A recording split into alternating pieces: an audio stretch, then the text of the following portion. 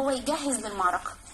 وفي التوقيت ده كان هو تزوج من حب حياته بقى وهي جولنار، اللي طبعا كانت في فترة كبيرة هم بعاد عن بعض، هو مش عارف مكانها فين، ولكنها كانت داخل القصر السلطاني، وعندما وجدها بجواره عرض عليها الزواج وتزوجها قبل ما يوصل للحكم نهائيا يعني. ايوه. هل فعلا كما ذكرت كما ذكر الفيلم مش القصه ان شجره الدر استخدمته لقتل أيبك مقابل زواجه من جولنار أو جهاد؟ هو طبعا رفض، ويقال في بعض الكتب أن بيبرس هو من قام بتلك الحادثة أو بتلك المهمة، ولذلك كان في خلاف ما بين الاثنين. لكن هل ده وقعه الحقيقي؟ يعني دي حاجة بقى يعلمها ربنا. واحنا بنتكلم النهارده عن الحب في الأدب العربي عامة، وبنتكلم في رواية وإسلاماه، يمكن هي رواية تاريخية لكن جواها يعني الحب داخلها في أكثر من جهة، يعني شجرة الدر وعز الدين أيبك، يعني حب شجرة الدر، قطز وجهاد أو جولنار.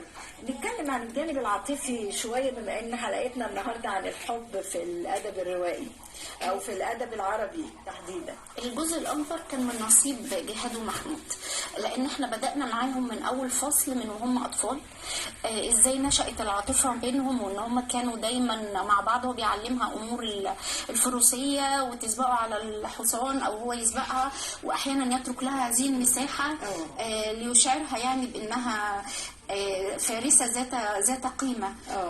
بدأ الحب ما بينهم من وهم أطفال. لما كانوا بيتباعوا في سوق حلب، الاثنين كانوا ماسكين في بعض جدا، خايفين ان حد يشتريهم غير يعني ينفصلوا عن بعض، لكن هم بيعوا لنفس الرجل ده قعدوا في بيته 10 سنين.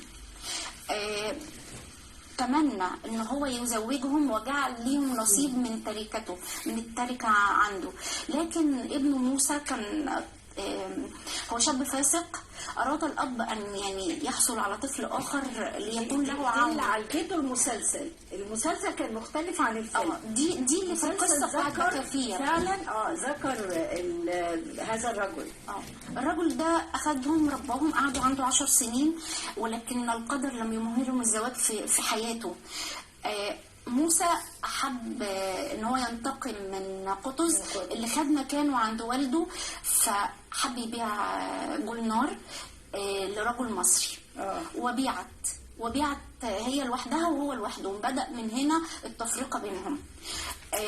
قطز بعد كده كان ليه صديق قال له إن هو نفسه يسيب البيت بتاع موسى، لكن السيدة الكبيرة اللي هي والدة موسى يخشى عليها من ابنها، فقال له يعني حاول تفكر في نفسك. وبعد يعني بعد فتره فعلا جه سيده واشتراه وباعه لعز الدين ايبك، بقى احد المماليك. فاحنا عندنا فتره ال10 سنين اللي عاشوها في بيت هذا الرجل كانوا من أروع 10 سنين مروا في حياتهم، لدرجة إن هم نسيوا إن هم رقيق من المعاملة الحسنة.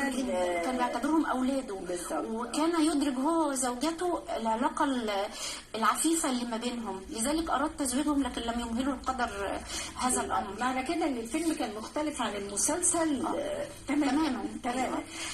وإحنا بنتكلم يمكن عن الحب، فعلا المسلسل كان ظهر فيه أكتر قصة الحب والعشق ما بين البطل والبطلة، والروايات بيبقى اكتر واضح فيها، لان طبعا الكاتب بيديكي مساحه ان انت تتخيلي الامر اكتر من مسلسل او اكتر من فيلم، لان كل مسلسل او فيلم بيركز على زاويه معينه، لكن معاكي الروايه الاصليه او الروايه اللي كتبت عن الامر بيبقى فيها اكتر من زاويه، وبتترك للقارئ مساحه التخيل، مساحه ان هو يتخيل وبيمسك قصص من خياله كمان، يمسك قصص ونهايات الى ان يفاجئ بقى بالنهايه في الاخر. لكن هو في اثناء ما هو عايش معاهم الرحله بيمسك قصص، واحيانا يمسك حوار.